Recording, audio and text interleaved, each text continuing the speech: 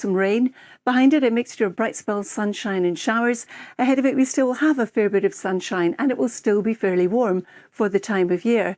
But slowly, we're going to see the temperatures slip from the north. And as that weather front eventually clears the far south of England, ahead of it we still have a fair bit of sunshine, and it will still be fairly warm for the time of year.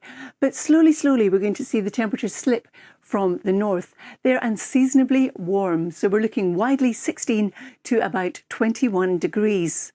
Into Friday, we're looking at on Thursday, but we still have a waving weather front across Northern Ireland and Scotland, and you can see how it's waved back towards the northwest, but that position, of course, could change. Temperatures ranging from, again, 16 to 21 degrees. If the cloud remains broken for long enough, we might even squeeze out a 22. Temperatures ranging from, again, 16 to 21 degrees. If the cloud remains broken for long enough, we might even squeeze out a 22. If the cloud remains broken for long enough, we might even squeeze out a 22. Now, during the course of Saturday, this time of the year with our temperatures, and then into the early start of next week, it looks like the weather will be a little bit changeable. Charlie and Sal.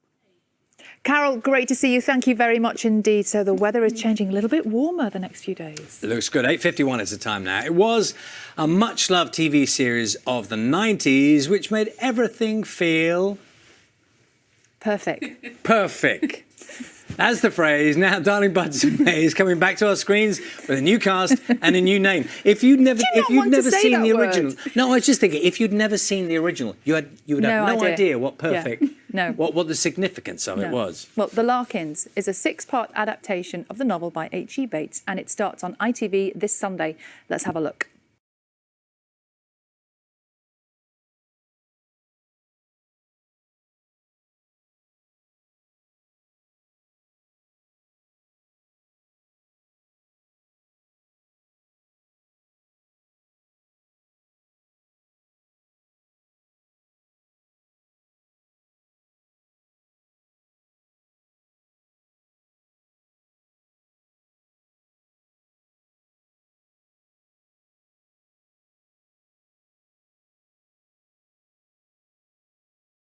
So with us in the studio now is Sabrina Bartlett, who played Mariette Larkin, yes, who we saw, of course, on the horse a second ago. Yes. Now, if we were to play that clip again, which we can't do, my director's just telling me, you could give us a slightly different version, because that all looks very serene. You look like you know what you're doing. Oh, my goodness. It was so crazy that very first day, very first scene ever. Had to ride in with my sister, Lydia, at the back, and also a Shetland pony with the 2 twins, Davina and Rosie, next to me with a rope that I just had to glide in really confidently and act at the same time. Was it one take, or did it all work? Oh, no, we had a few takes, and there's also a brick wall on the side as well with flowers, so I had to be very careful of the flowers and the wall, but we got there in the end.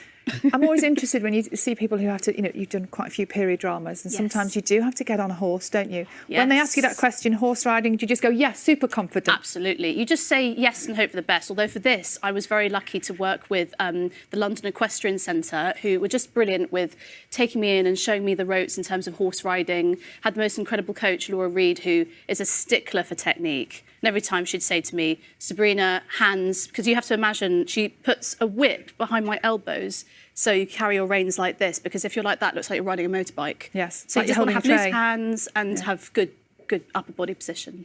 Were you familiar with the Darling Buds of May? I was familiar with it, but I haven't actually seen it before. Now, that's really interesting. Until now? Yes. Literally right now, or have you seen? I've not seen it yet.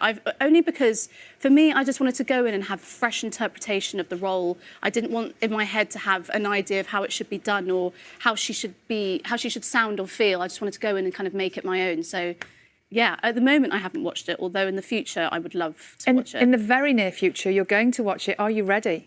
Oh, so ready. Here it is. Watch this. Oh, my God.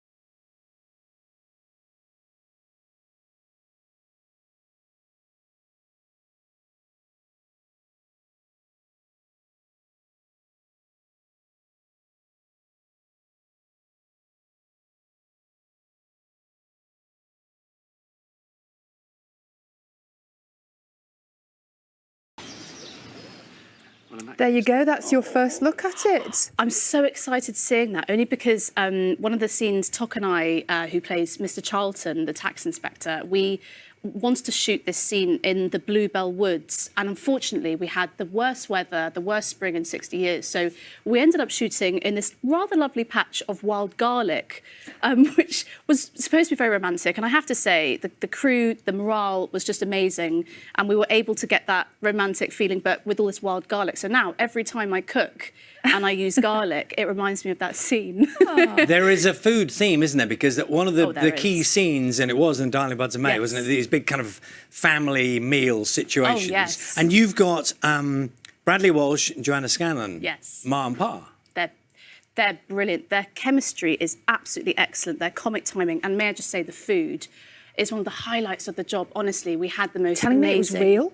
Oh, all real. Wow. Andy Diemini, our director, wanted there to be a sense of all of us tucking in bounteous dinners, you know, and H.E. Bates, obviously the blueprint for the show has been that the Larkins enjoy life, they enjoy food, and we really wanted those scenes for everybody to be sort of elbowing each other out the way, stuffing their faces, ketchup on everything, which is true, by the way. We did have ketchup on everything. What's Bradley Walsh like to work with? Oh my God, he's so funny. I find it genuinely really hard to have eye contact with him. Is he one of those ones who always gets you? Oh my God, I can't, honestly, every time we have a dinner scene, I have to just say my line and sort of direct it at the table legs, because he's really good fun. And also he's incredibly sensitive, very generous, and I think his skill in terms of, you know, the wealth of experience he has, he's just very generous with all of us. And you have to feel that warmth with this particular programme, Yes. with this piece of work. There has to be warmth there, doesn't Absolutely. it? And it's there. And that's so lovely to hear. Thank you. And also in the sense that obviously the past year with the pandemic, the uncertainty, we really feel with this that we want to give audiences that escapism on a Sunday. They can watch the Larkins, have a roast, have a lovely bottle of wine, and just sit down and really just enjoy it and just escape.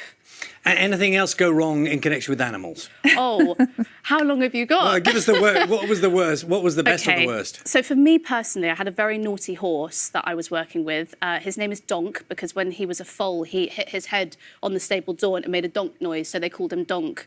And he was very naughty because he knew how to...